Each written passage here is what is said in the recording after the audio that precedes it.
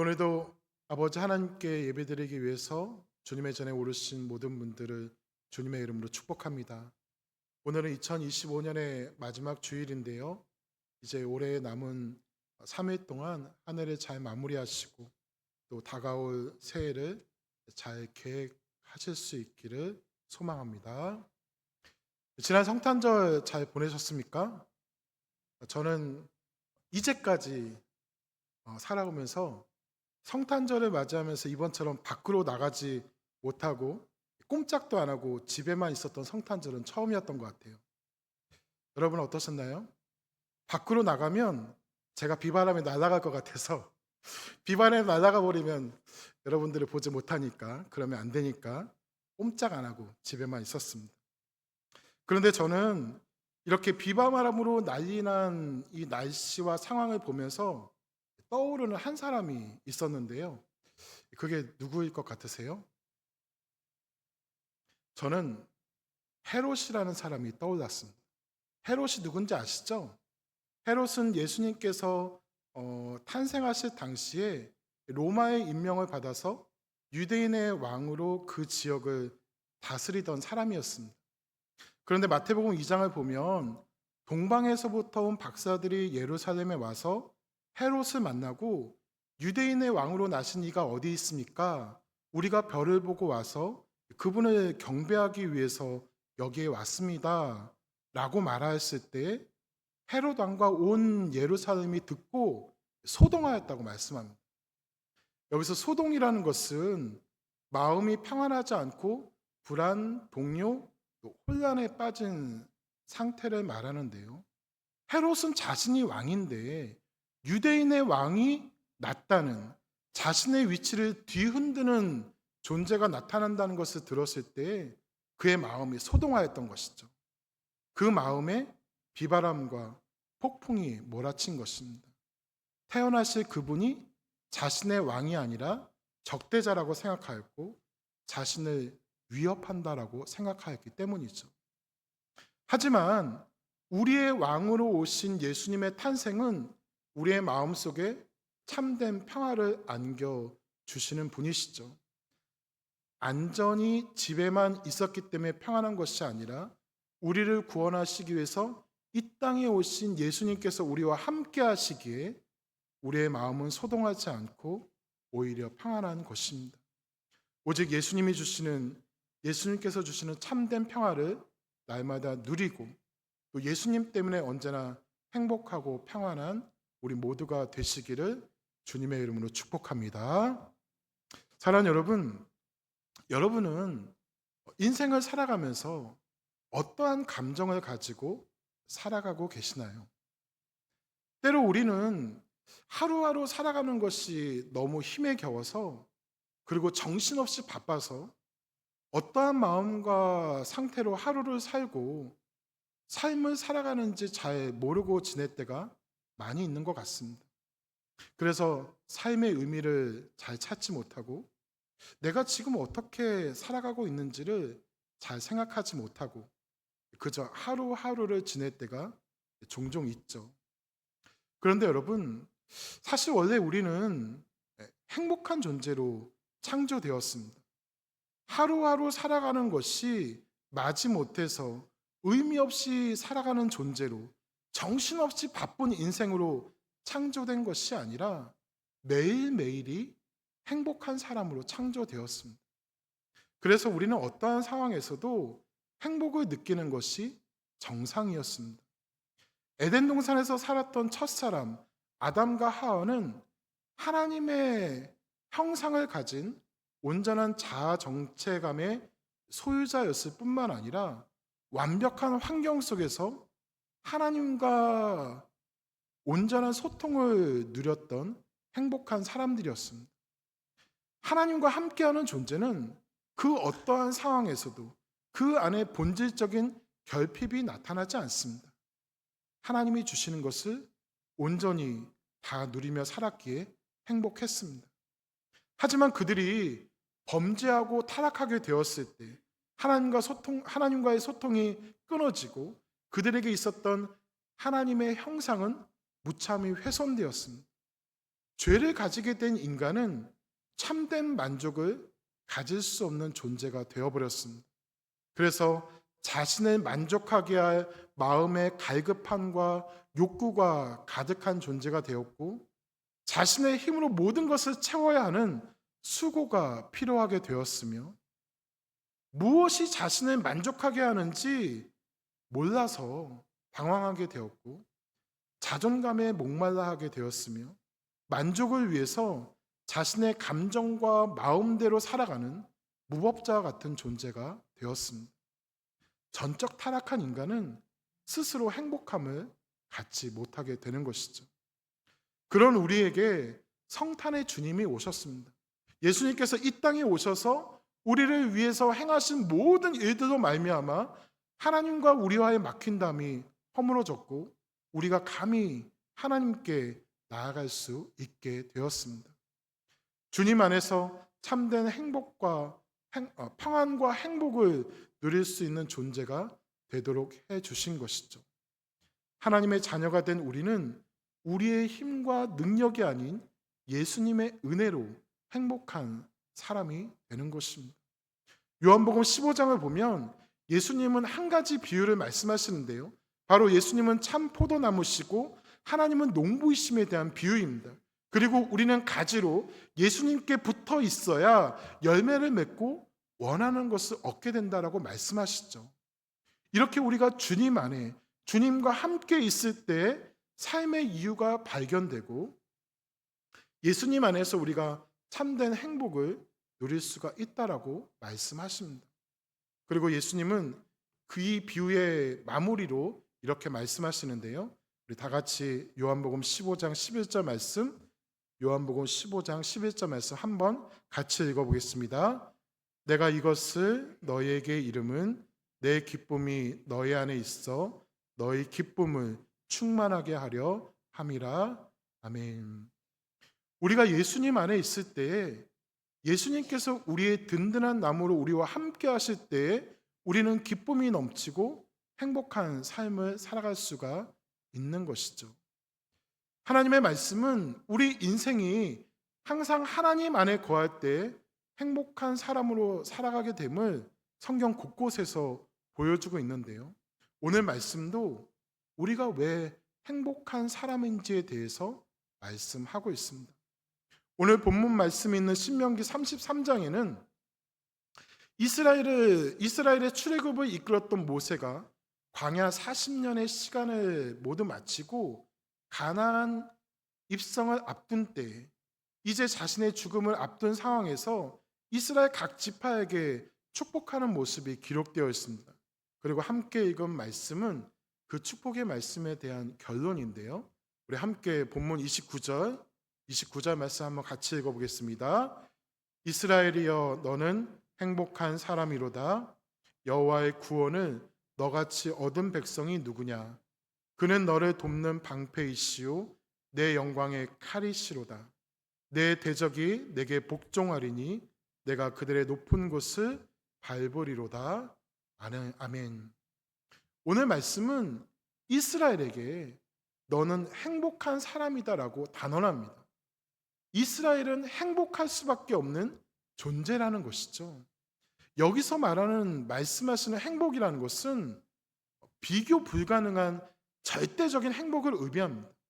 그 어떠한 행복도 이것과 비교할 수가 없는 것이죠.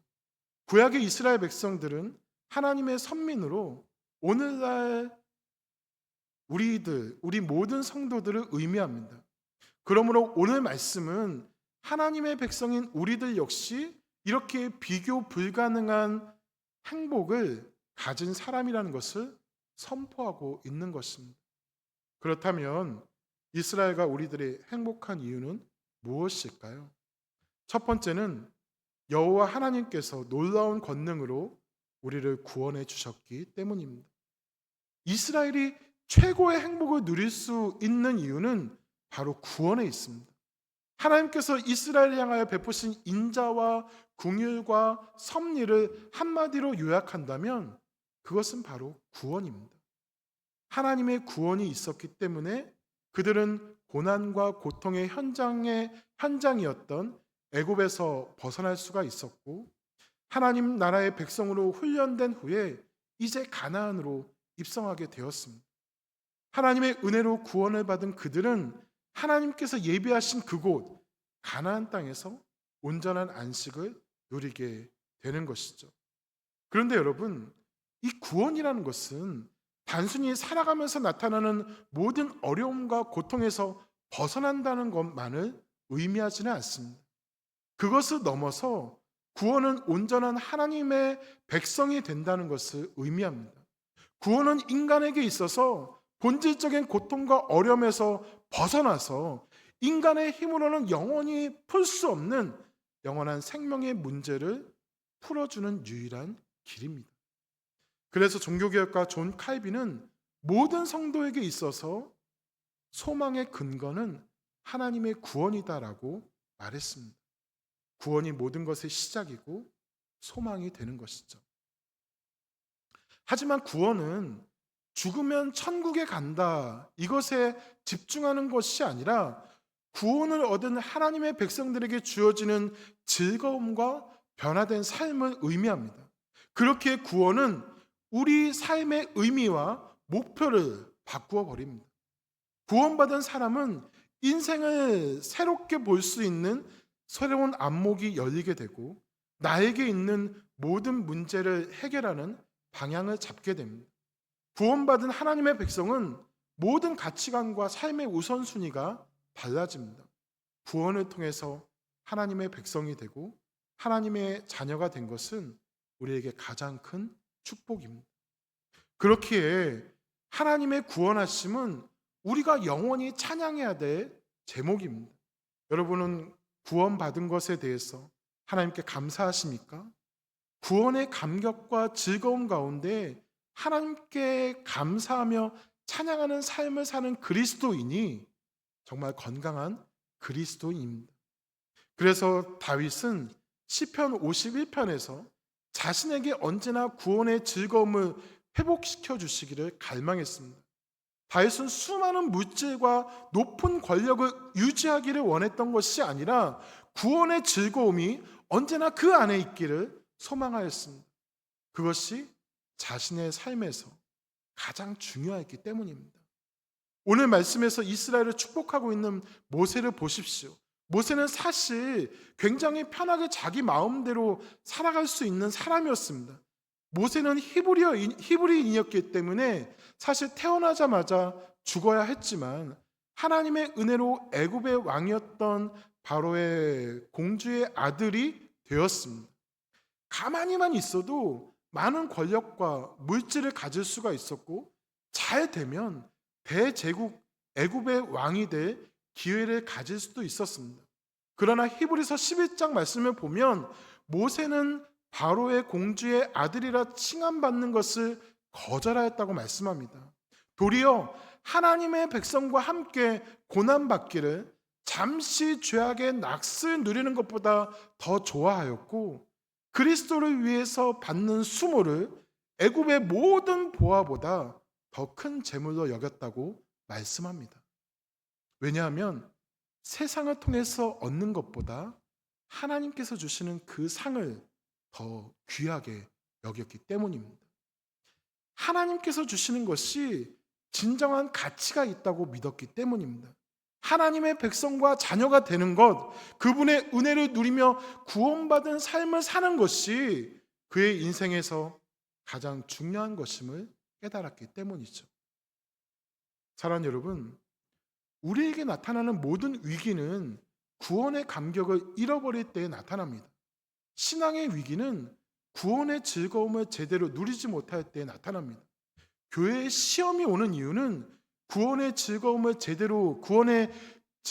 기쁨을 제대로 누리지 못하고 인간적인 생각으로 일을 하기 때문에 나타나는 것입니다.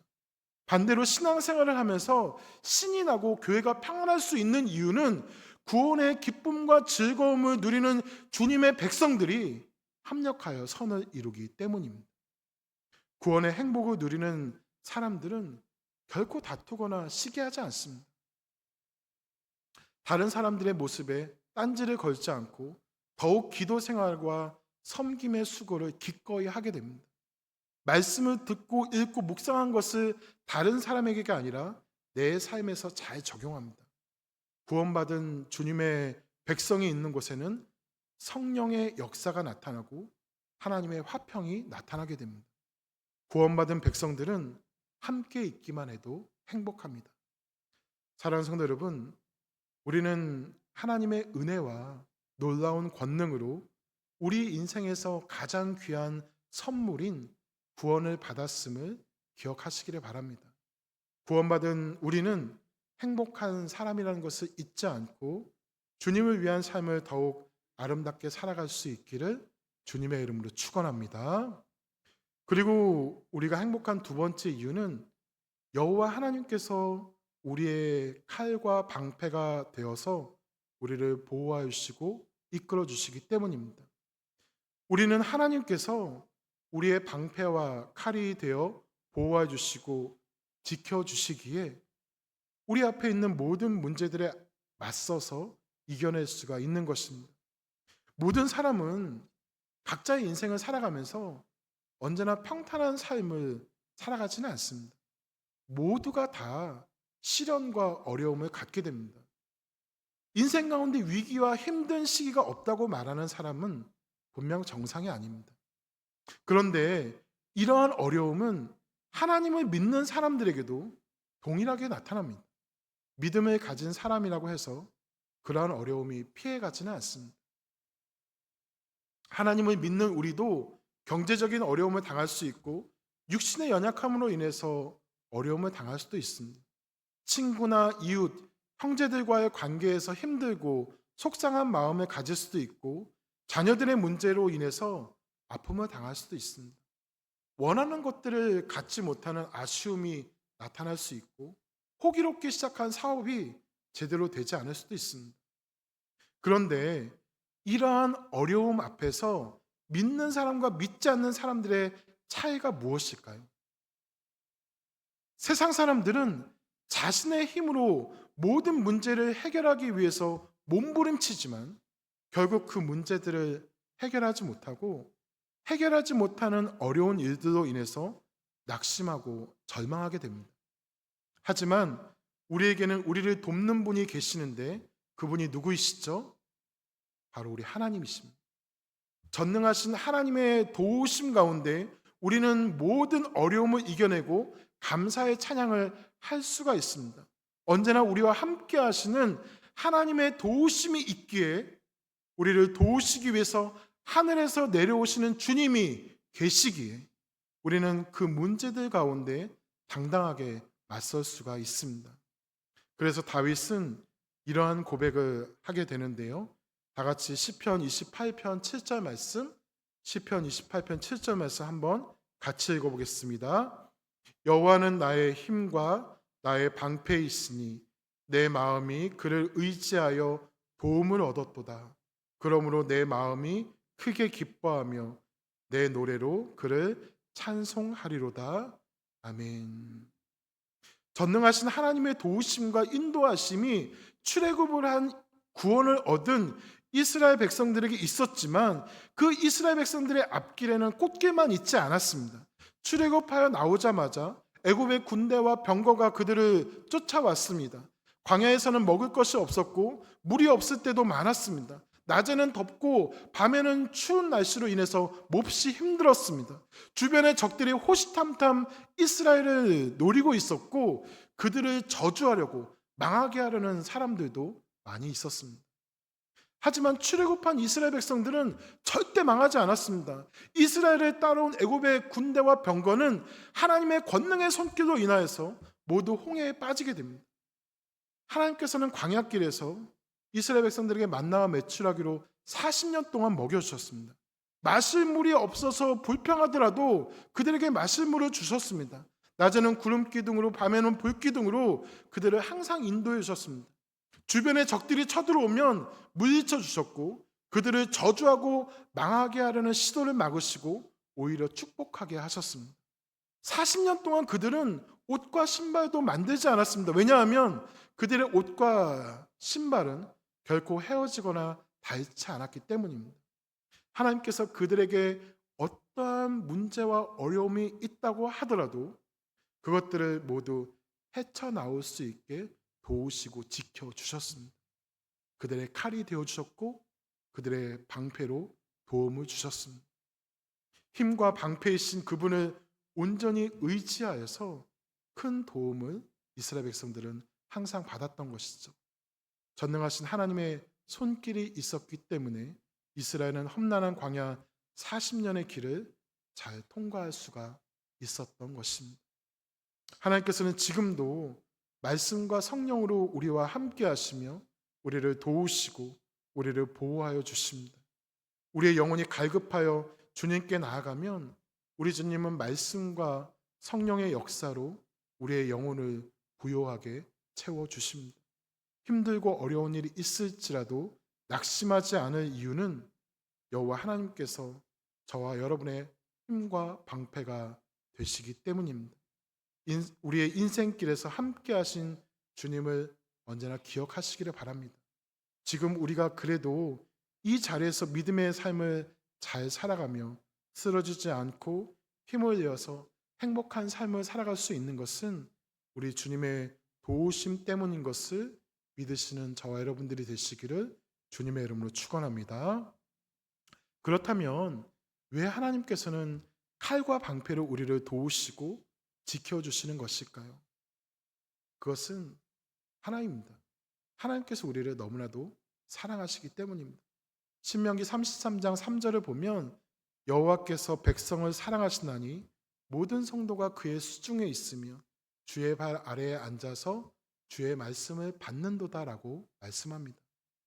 우리가 더욱 행복할 수밖에 없는 이유는 우리를 도우시는 하나님의 사랑을 흠뻑 받고 있기 때문입니다. 이 모습은 성경 곳곳에서 나타납니다. 우리를 사랑하시는 그 사랑으로 인해서 죄와 허물로 죽은 우리를 그리스도와 함께 살려주셨다라고 말씀합니다. 사도 바울은 이 사랑이 하나님으로부터 자신에게 부음바 되었다고 고백하고 사도 바울은 이 사랑으로 인해서 말할 수 없는 큰 기쁨을 누린다고 고백하였습니다.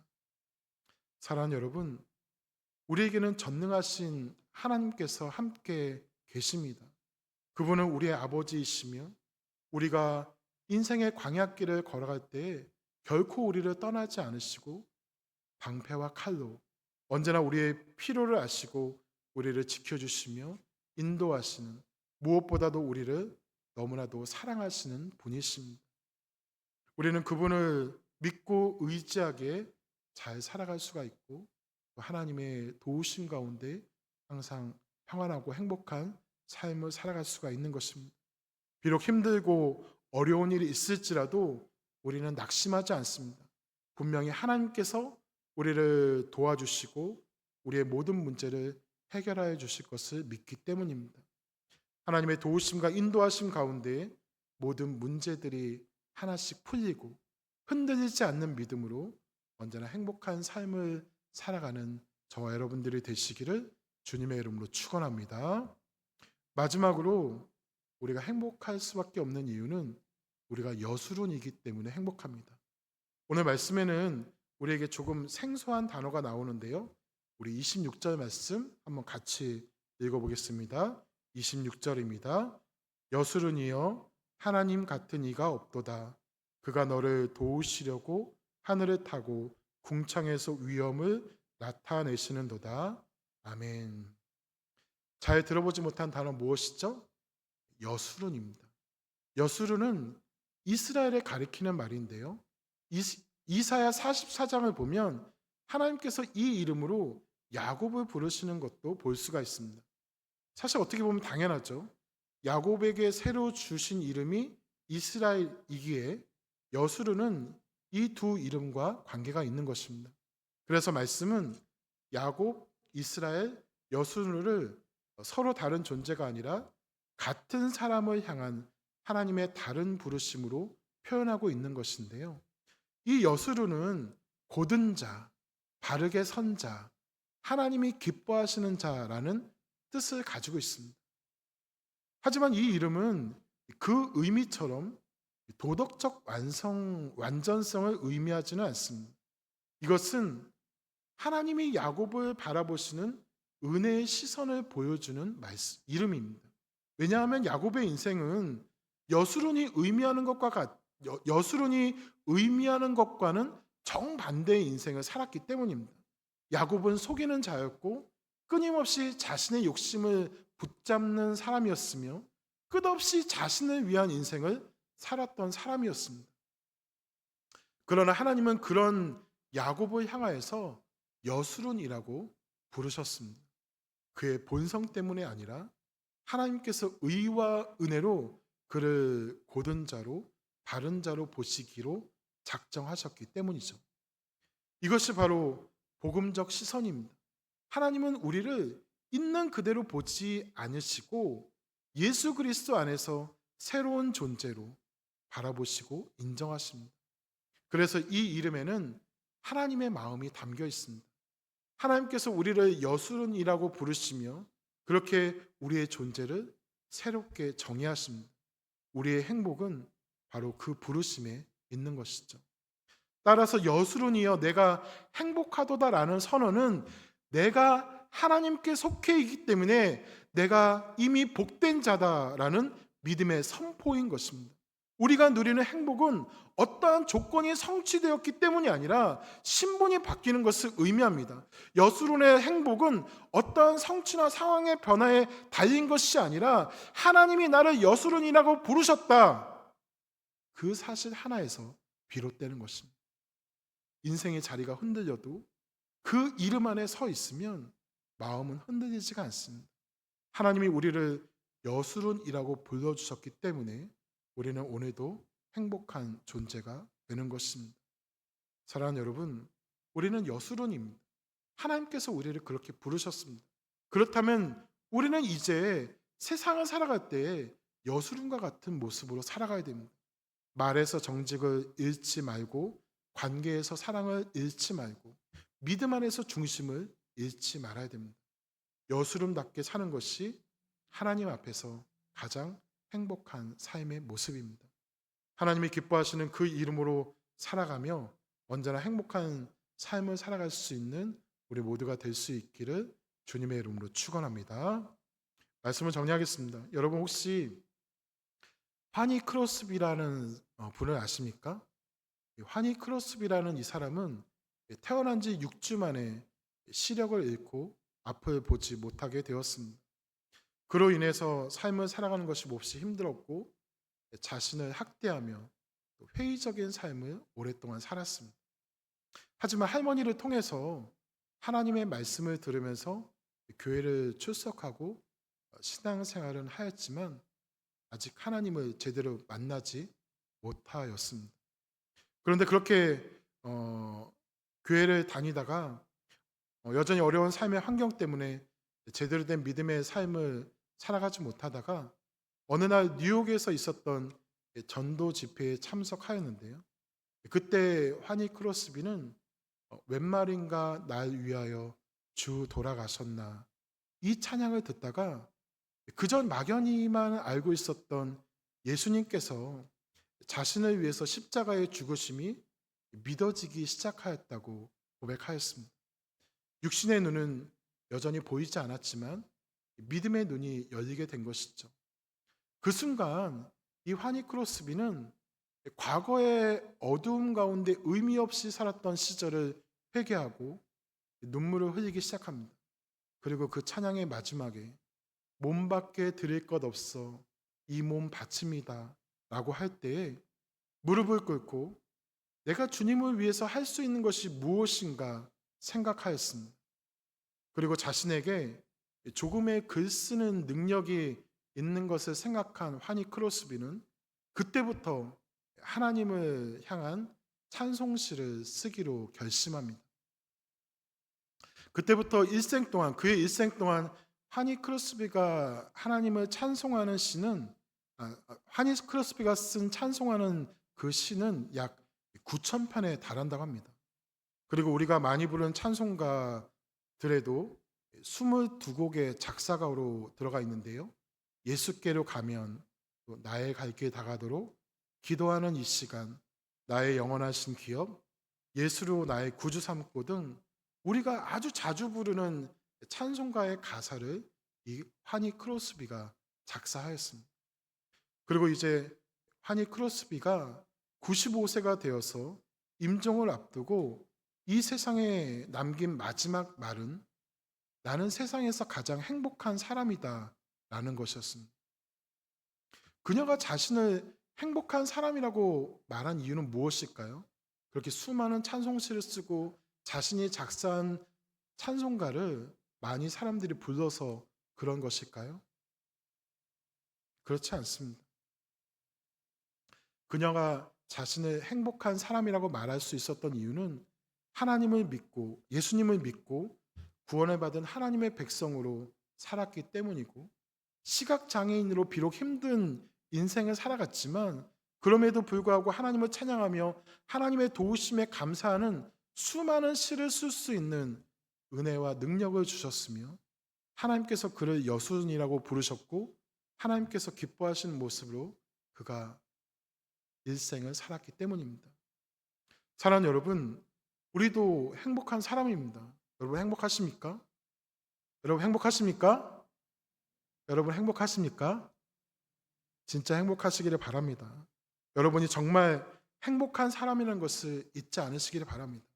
하나님의 은혜로 우리가 구원을 받았으며 주님의 인도하심을 받는 삶을 살아가고 있기에, 무엇보다도 우리 모두가 하나님께 참 많이 사랑받고 인정받는 여술은이기 때문에 우리는 행복합니다.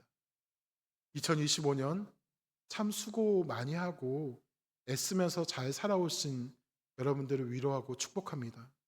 여전히 우리에게 많은 문제와 어려움이 있겠지만 우리는 하나님 때문에 언제나 행복하다는 것을 선포하시고, 시간이 갈수록 주님 안에서 더욱 행복한 인생을 살아가는 우리 모두가 될 수 있기를 주님의 이름으로 축복합니다. 기도하겠습니다. 우리